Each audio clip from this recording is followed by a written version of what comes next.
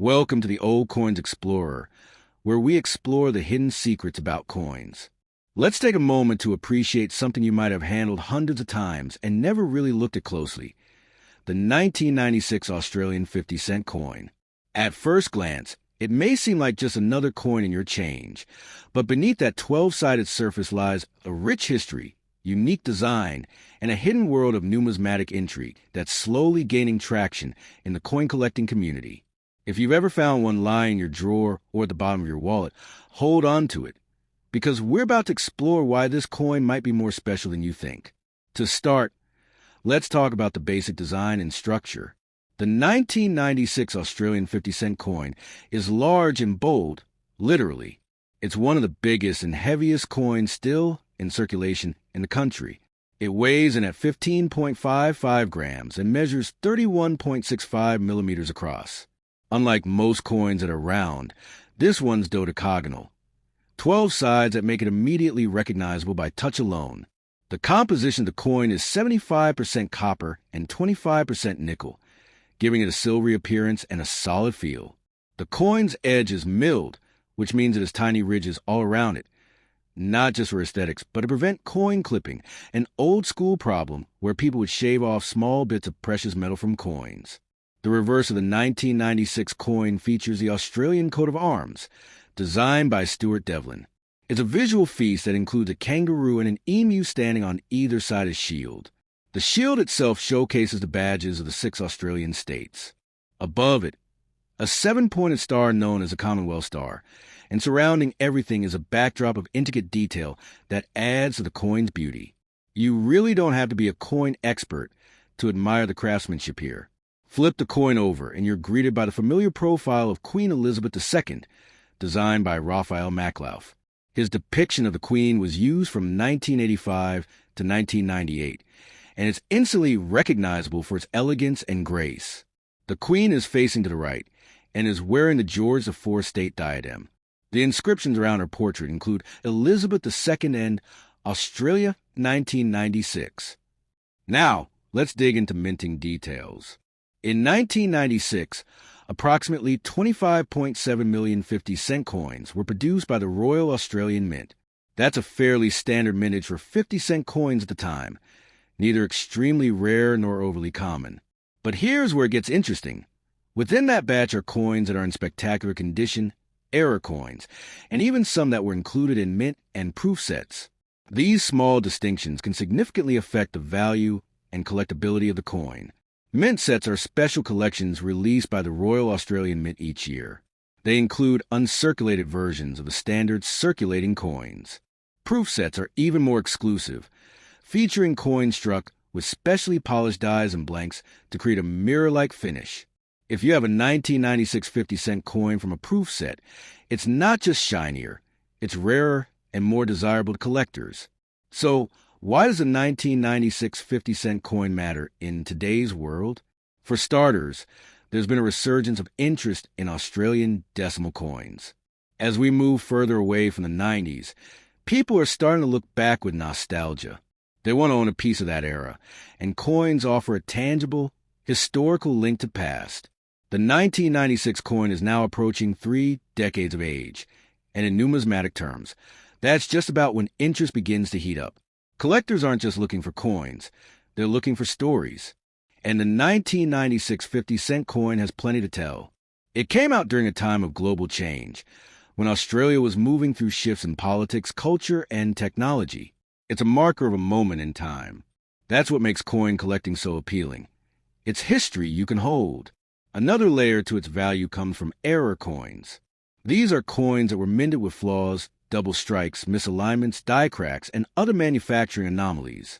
While they're unintentional, they're incredibly sought after by collectors. Why? Because they're rare. If you find a 1996 50-cent coin with an error, even a small one, you could be holding something far more valuable than its face value. For example, one known error in some 1996 coins is a die clash, where the coin shows ghost-like images from the other side due to a minting misalignment. Others might have off-center strikes or partial blanks. These coins aren't just cool to look at, they're worth real money. Some error coins have sold for hundreds of dollars, depending on the flaw and condition. And then there's the condition factor. A circulated 1996 coin with scratches and wear might not attract much attention, but an uncirculated or mint state coin, graded MS-60 and above, can be quite valuable. Coins that look like they've just left the mint are the holy grail for collectors. These are often stored in albums, coin capsules, or even in safe deposit boxes, far from the wear and tear of pockets and purses. There's also the matter of grading. Professional grading companies like PCGS and NGC can assess your coin and assign it a grade based on its condition. This process not only validates the coin's quality, but also helps set a market price. A 1996 50-cent coin graded at MS-66 or higher can fetch a handsome price among collectors. It's a worthy consideration if you believe your coin is in excellent condition. Let's touch on the cultural significance. In many ways, coins are like snapshots of national identity. The Australian coat of arms on the back isn't just decorative, it's symbolic. It features elements that represent unity, diversity, and history. For example, the kangaroo and emu were chosen because neither animal can walk backward, symbolizing progress. That's a message baked right into your pocket change. But what makes this coin even more appealing is how accessible it is. You don't need to be a millionaire to start collecting.